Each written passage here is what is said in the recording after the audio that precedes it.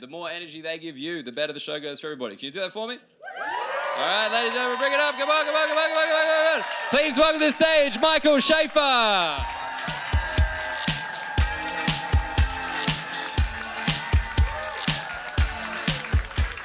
Hello, you guys well?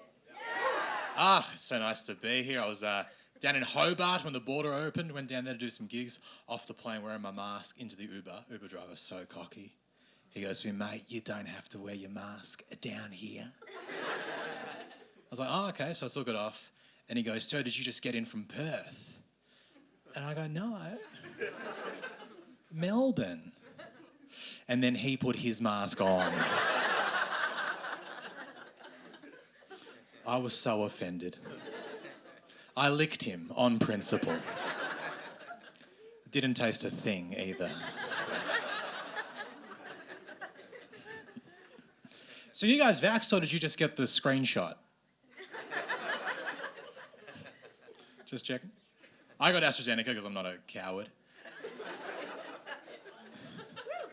Fuck yeah, one of the heroes. Put our bodies on the line. I told a mate of mine I got AstraZeneca. He goes, I'll never get that one. 1 in 100,000 chance of a blood clot.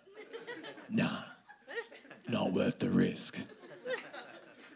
I was like, dude, I hope you die in a less likely way, you know? Like, if that's your reason for not getting it, I hope you get bitten by a shark and you bleed out because your blood didn't clot, okay?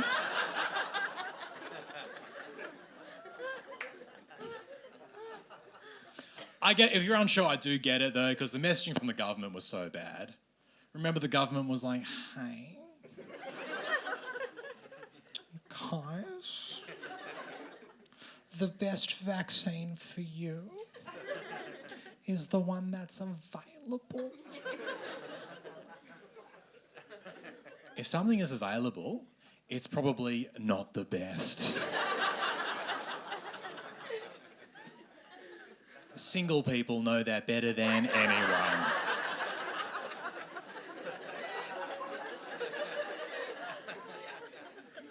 The guy on Tinder with a fish in his profile picture. He's available, isn't he, Naomi? But he's the male equivalent of AstraZeneca. Because you look at him and you go, I don't really want Craig in me either, to be quite honest. Feels like a risk.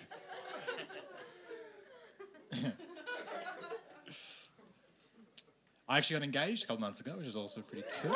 Thanks for sharing that. We've been together for 13 years. My friends are like, Michael, you got to get a ring. Got to spend 3 months' salary on that ring. I'm a comedian.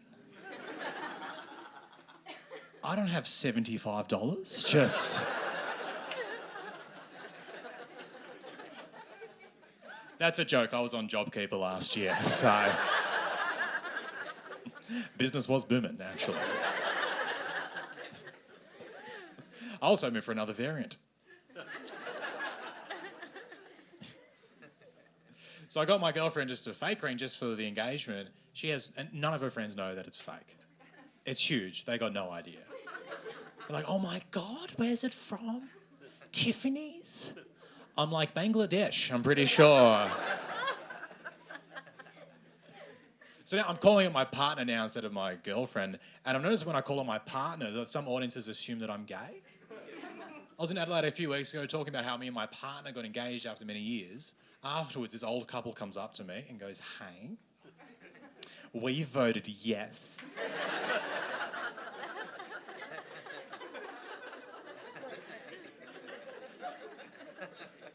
I was like, oh, well, I didn't. So...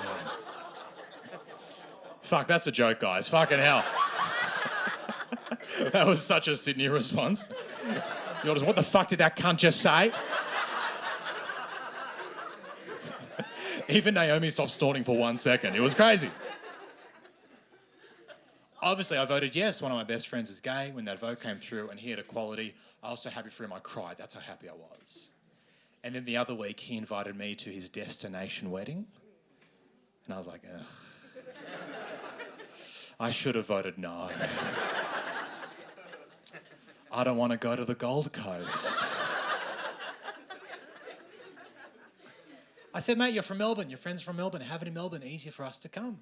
He goes, we want to see who our true friends are. Yeah. I was like, all right, mate, that's fine.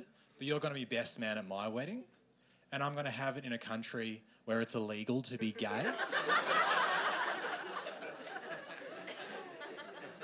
I hear ISIS-controlled Syria is beautiful this time of year.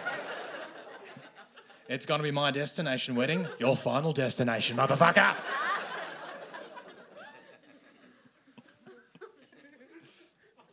Happy to be here, though. I had to take some time off from comedy. I had testicular cancer a bit over a year ago, but things are good now. Things are fine. Sometimes I want to just clap that, but I like how you as a group went, we're not here for a fucking TED Talk, okay? So... Lots of ignorance. I told a friend of mine I had testicular cancer. He goes, oh, so do you have to call up your previous sexual partners? No. I'm not going to call up all the women I've slept with and be like, hey, you might want to get your balls checked, okay? Oh, also, by the way, I'm fine. I don't want you guys to be like, fuck, is this... Oh, thanks. Appreciate it. A little late, but that's okay. I appreciate it. It's like some of you were like, fuck, is this his Make-A-Wish? What the fuck is this? This would be the best Make-A-Wish, by the way. You want to go to Disneyland, Michael? No, you give me 100 people at the Factory Theatre. I want a snorter in the second row. And I want a bunch of people on TikTok watching this on the fucking toilet. Okay, that's my Make-A-Wish. My oncologist came to my show last year. Never been so nervous in my life performing in front of my oncologist. I gotta be funny.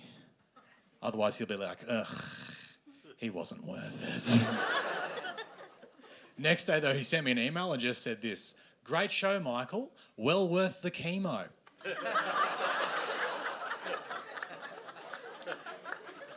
It's a pretty good review for a comedy show. So there's one last thing. I lost 6 kilos during the treatment, and my mum's best friend comes up to me and she goes to me, Michael, that's why I like to be a little bit overweight.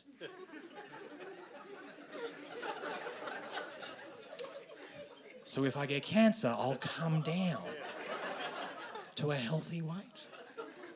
And I love how she gets cancer. That is a win for her. Her doctor's going to be like, all right, bad news, it's stage 2. Good news, someone's going to be summer ready. You doing keto? No, I'm doing chemo. Actually, it's... Oh.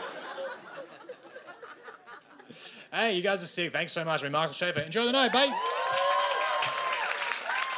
Ladies and gentlemen, that was your first act, Michael Schafer. Keep that round of applause going.